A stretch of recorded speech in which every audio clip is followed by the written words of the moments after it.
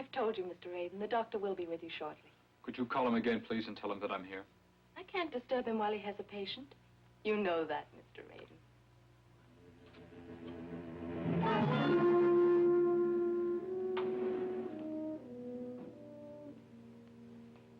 Hello, Michael. Won't you come in?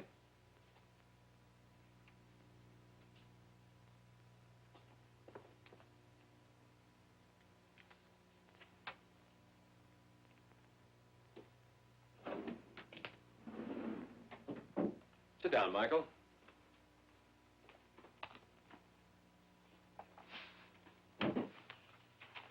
You deliberately kept me waiting up there, didn't you? Of course I did, Michael. Your face, what happened to you? I don't know. It was there when I woke up this morning. It happened again last night. What happened again last night? It's no use talking to you. All right, Michael. I don't know. It's like so mixed up. It's like a nightmare. I remember a girl, and my hands were on her throat. I think I killed her.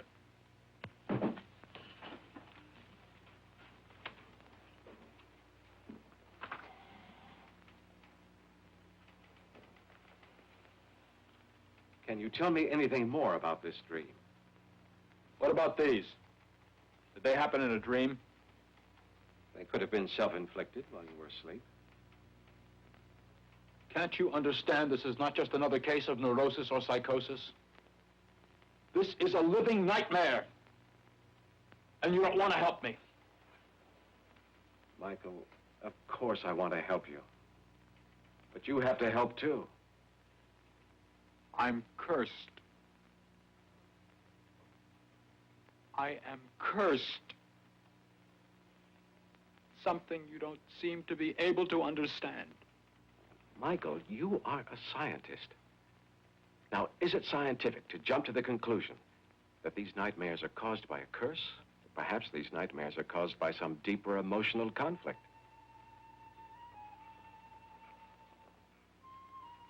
I need help. I'm like an addict. It's as if I were being hypnotized. Hypnotized? Well, who is hypnotizing you? The mask. Mask? But what mask? How does it hypnotize you? Exactly what is this mask? The mask is to blame. You're just not aware of its power.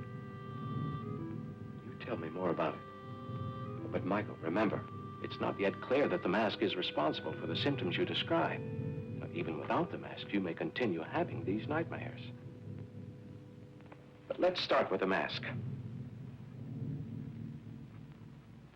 Show it to me. Why do you want me to show it to you?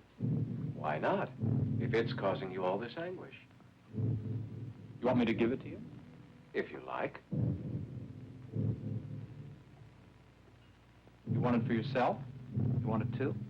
What would I do with it? You'd put it on. You'd find out. But don't worry, I won't let you have it.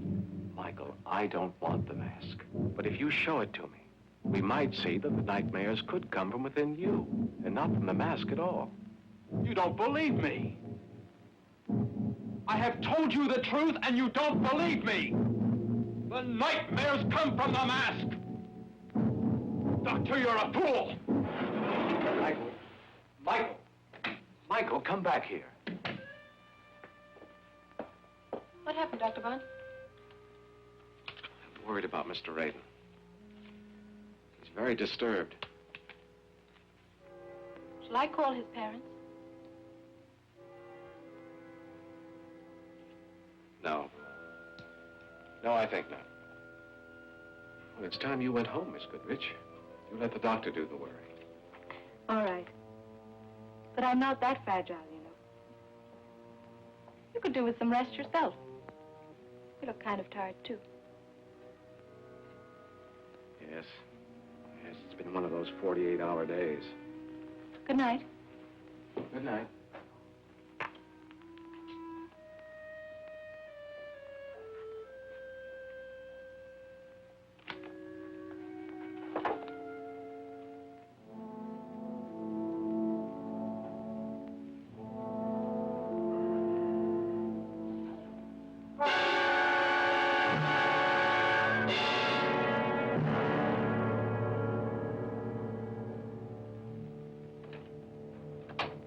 Mrs. Kelly! Mrs. Kelly! Stop shouting! Mrs. Kelly! What's going on in there? Mrs. Kelly! Yelling and shouting. Look at the place. Can't even keep it clean. With all them doodads. I mailed this. Well, I'm the landlady, not the postman. I said mail it! That's different. Thanks. See if you can't keep the place clean. Yes. Always trying to get me to do things for him.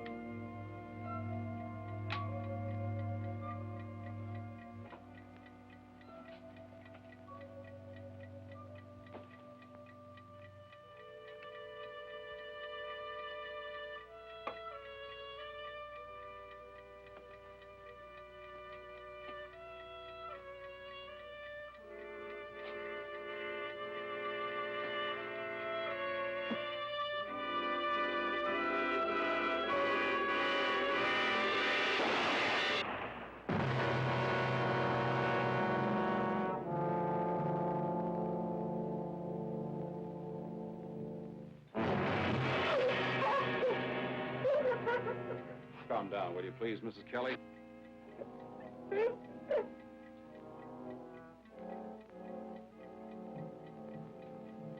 Terrible. Terrible. It'll ruin me. The other tenants will move out. I shouldn't have let him in. He was trouble, him and his doodads and his ways. Call morgue, will you, Bill? Oh, this is awful. What will the neighbors say? Try to calm down, will you please, Mrs. Kelly? We'll need your help. Yes, Lieutenant. I'm sorry. Anything I can do. What was his name? Mr. Radin. Michael Radin. Poor soul. When he first came, he seemed like a nice, quiet sort of person, but I wouldn't have any other kind, you know. But then he turned, became very secretive. The last few weeks, he hardly even said good morning to anybody. Why, it was just yesterday that... Did he have any friends or relatives? No. Oh, I do know one thing. He worked for a kind of museum. He was a sort of professor there. Now that checks. Pay stubs and uncashed checks. Museum of Ancient History. That'll be all, thank you, Mrs. Kelly. We'll call if we need you.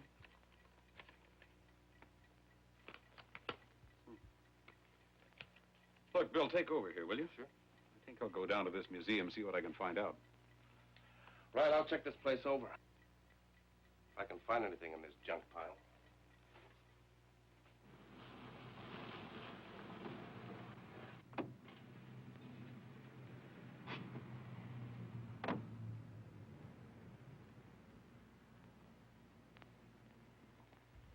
I can't tell you how shocked I am at Michael's death.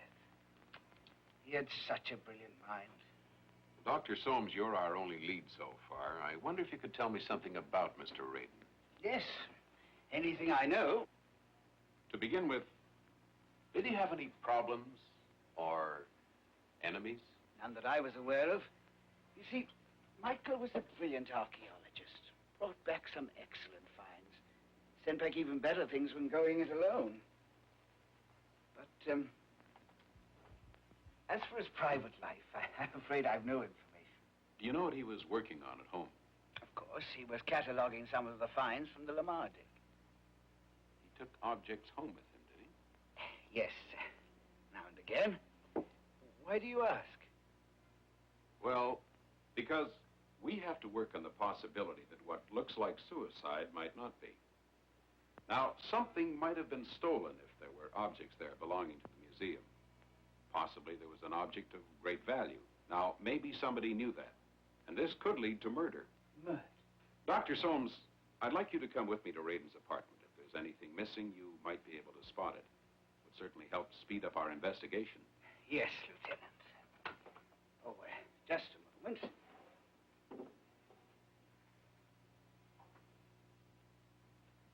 Now, I'll just get the list. Yes, here we are. After you, Lieutenant. Thank you.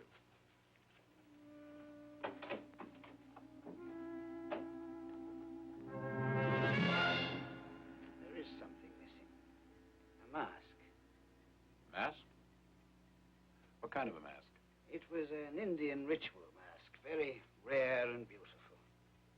And completely worthless to someone who didn't know what it is. If someone took this, he knew what he was doing. Oh, it is a great archaeological find. Radin had taken it home several weeks ago for additional study. Seems strange they'd allow a valuable object to leave the museum. How valuable was it? Well, in dollars and cents, it was worth very little, but as a work of antiquity, of great interest to scholars, well, it was beyond price. But it may have had some other kind of value to someone. You mean beyond a money value? Dr. Soames, this mask is starting to sound very interesting. Lieutenant, I don't know how I'm going to tell you this, because I don't want to be accused of spreading old wives' tales, but there's a legend connected with this mask. Yes, I can imagine. But surely, Dr. Soames, you don't believe in these legends in this day and age. Lieutenant Martin, I'm not saying this is true or untrue. I'm merely giving you information about the legend of the mask. I didn't mean any offense. Please go on. Well, the legend states that in the wrong hands, this mask can do a great deal of harm. It can put the wearer in a hypnotic trance, make him do cruel and unnatural things. That's quite a legend, Doctor. If I believed it, it would solve a lot of things. However, I'm a policeman, not an archaeologist. I was talking to the policeman. The legend tells of rites connected with this mask, which are filled with human sacrifice. Now, suppose someone knew about this legend and believed it. Do you know, Dr. Barnes? That name mean anything to you? Should it? Has it some bearing on this case? Probably not. We found his name amongst Radin's papers. I knew how ill he was. I shouldn't have let him leave the office. I should have notified the police. Why do you say that, Doctor? He was very troubled. He was under tremendous pressures. It was hard to explain. But he came to my office a few days ago with a story of having fallen under the influence of some ancient rite. Involving a tribal mask? Oh, yes. How did you know about that? From the Museum of Ancient History, where he worked. He had an obsession about that thing. He blamed it for visions, nightmares. And when he left this office, he was at a point where he couldn't tell the difference between his dreams and reality. I wish you'd notified us. Anyway, the mask is now missing. Maybe stolen. It'd sure help if we knew where that mask was. Well, I'm sure the museum would like it back. But I don't see how it would help in terms of Radin. Well, if we had the mask, we could examine it, find out if somehow, some way, it could induce suicide. Or if somebody would commit murder in order to obtain it. You see, Doctor, before the department can close its file in this case, we have to be sure of exactly what happened. stand, Lieutenant. But my opinion, whatever it's worth, is that Radin killed himself, and I don't think the mask had anything to do with it. Well, there's still the question of why the mask disappeared. I'm afraid I can't help you there, Lieutenant. There's probably a very good logical reason, which will come out during the course of your investigation. It'll probably turn up when somebody tries to pawn it. Well, I guess that's all. Thanks for your help, Doctor. I only wish I'd been of more help to Radin earlier. Well, goodbye. Bye.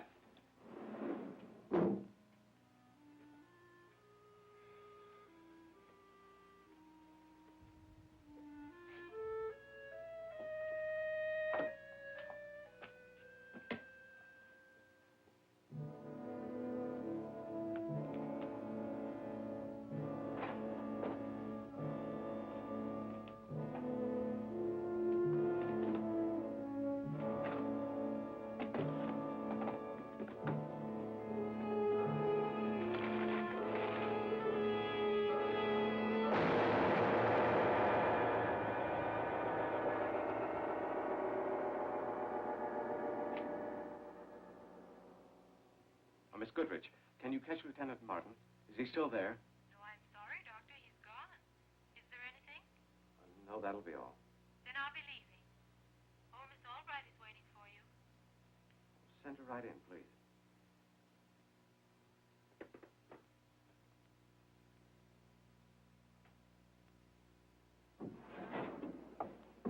Good evening, Dr. Barnes.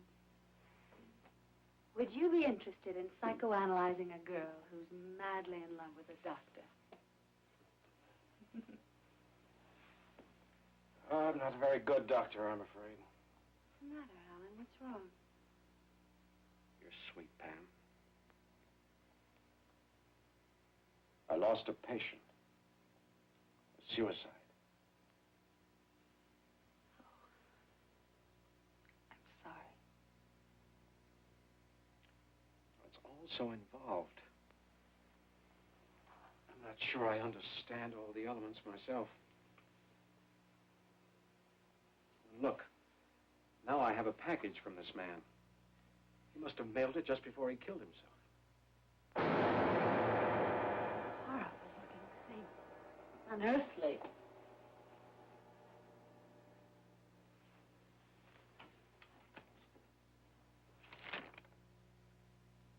Pam, look. There's also a letter with a mask. Mail from the grave. Alan, don't read it now. It'll just take a few seconds.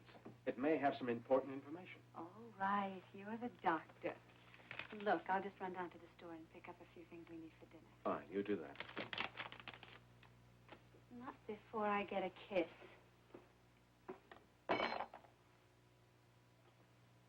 Now will you get out of here? Some kiss. I'm going to have to teach you a few things later on.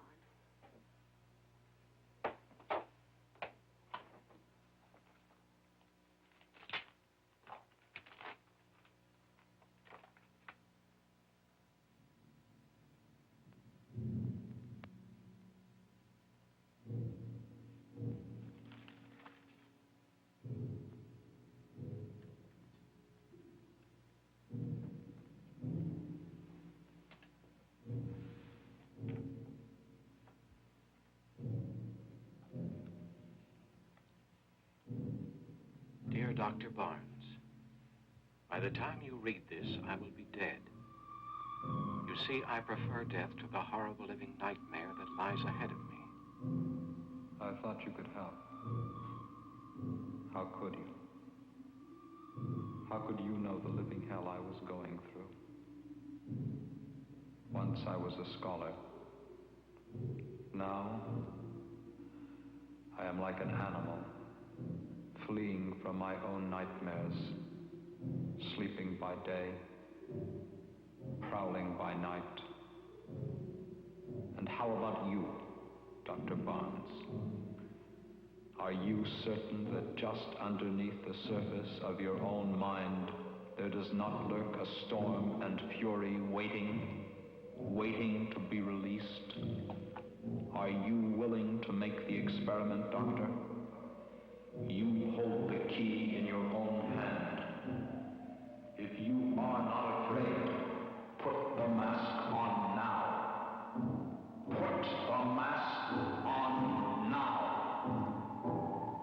the mask on now. Put the mask on now.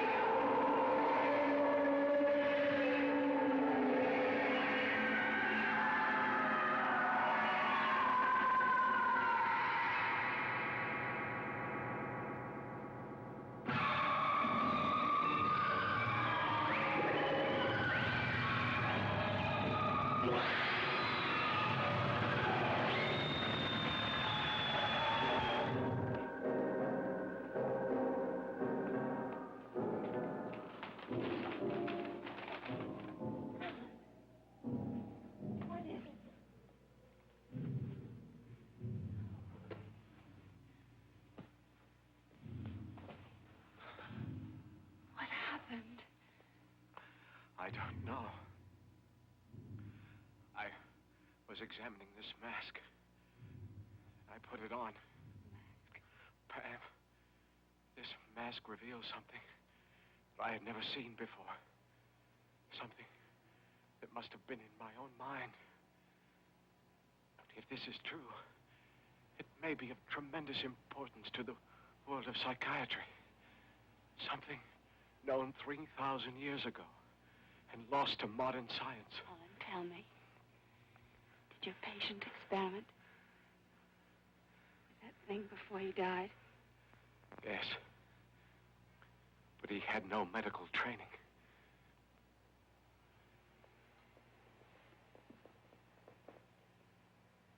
He was a fool.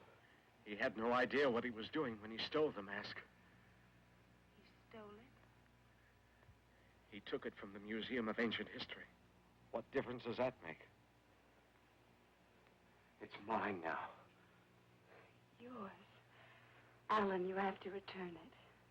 I'm not going to return it. There's much to be learned here. Of man's most secret mind. Of a world that exists even deeper than the subconscious. Pam, you don't realize what this is. Alan, I'm afraid. There's something wrong with you. The case has been estranged. Oh, Pam, leave me alone. Alan, I want you to get help from someone. Someone you can trust. Trust? There's no one I can trust. I know that now. Alan, please. Go to see Professor Quincy. He was your teacher and he's your friend. Alan, I beg you. I don't need anyone. I don't want you to tell anyone. No one. Do you hear? No one. Alan, you're hurting me.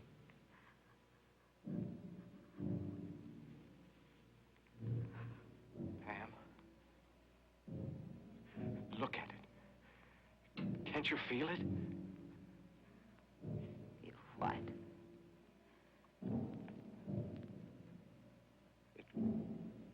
It's power.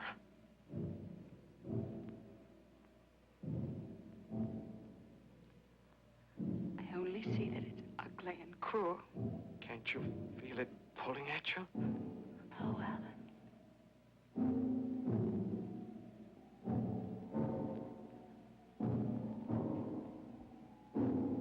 It's ordering me to pick it up. Look at me. It's demanding I use it. Look at me. Now. Now. No, I won't let you!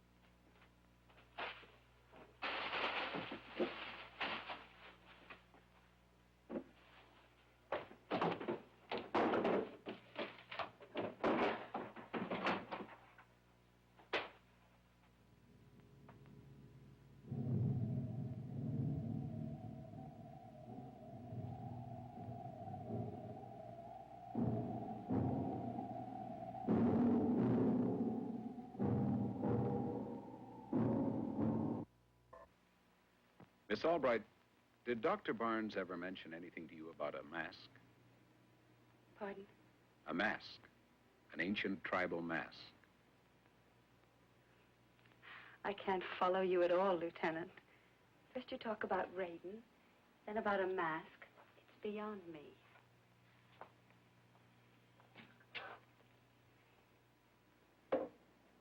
Miss Albright, I was hoping you'd want to help. You might also be helping Dr. Barnes. But I don't know anything.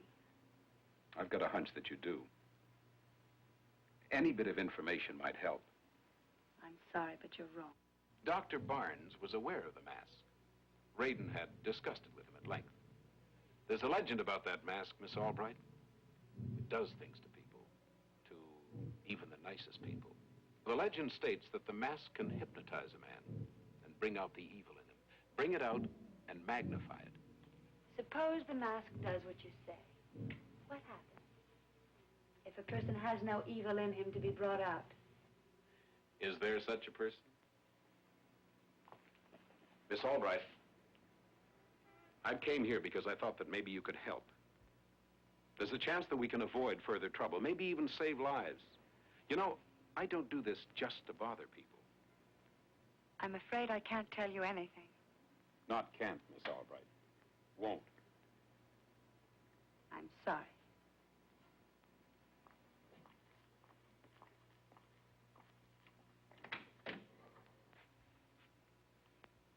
I'm sorry. I'm sorry, too. Bye.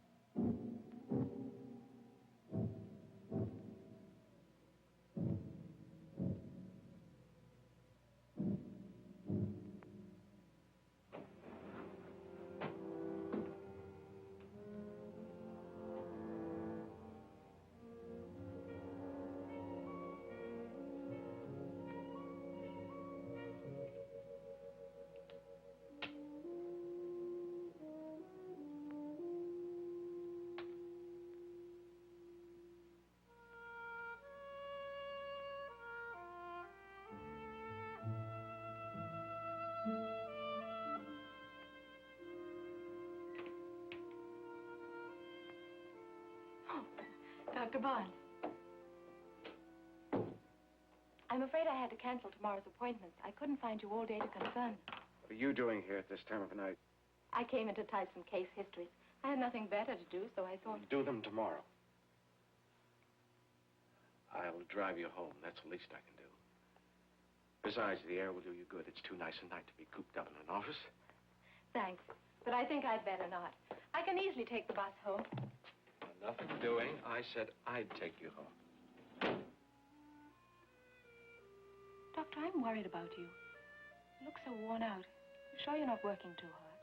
I'm flattered at your concern. Jill. You know, whether your hair this way, it makes quite a difference. Thank you. I mean it. I should have noticed before. I'm glad you've noticed now.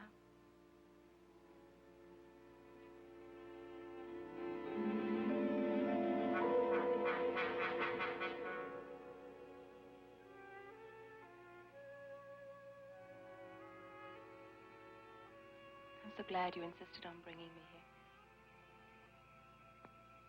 You know, it's strange. You work with someone for a long time. You never notice. You never do anything about it. I've wanted you to.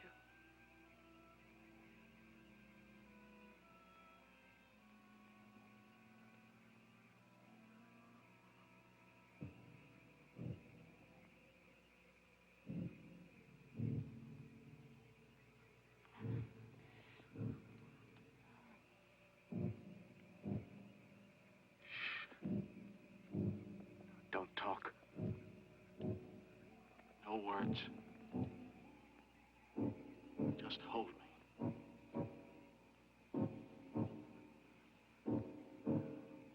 It's so warm. So soft. Alan, I can't breathe. So alive.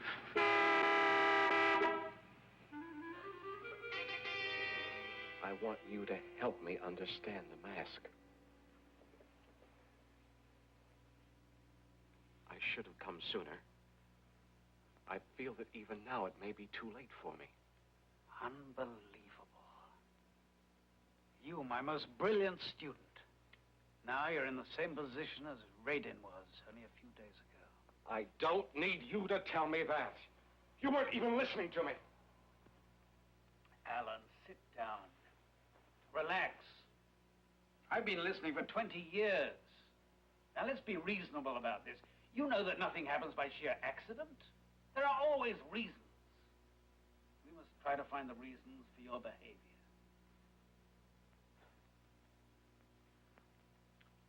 I'm sorry, Professor. I don't know what I'm doing anymore. You've experienced a tremendous shock, Alan. Body and mind must recuperate slowly. But that's only part of it. I want you to help me to understand the mask. Isn't the problem rather one of understanding you? Oh, no, I said that too. I tell you, this mask has power. I've experienced it. Now I want to know why and how it works. Think of what that would mean to the world of psychiatry. World of psychiatry? You're asking me to enter the world of the mystic, of the occult. Yes, if you want to put it that way. What about the authorities? You stole that mask, Alan. We'd be working with stolen property. I'll return it when our studies are finished. Alan, you're asking for trouble. This sounds like a matter for the police, not for doctors. That is, if there is something else to what happened to Radin and what is happening to you.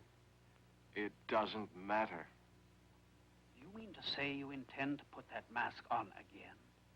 Yes. And no one can stop me.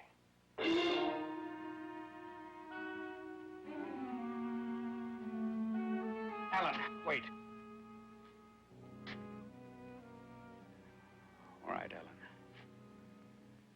hope I'm doing the right thing. You'll help them?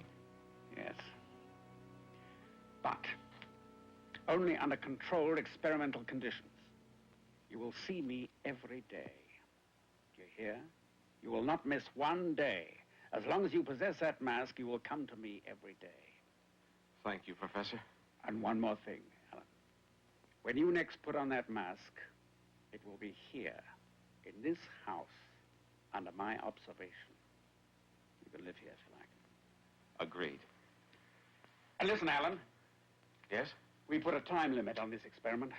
When I say no more, you will obey. And there will be no more. That's reasonable.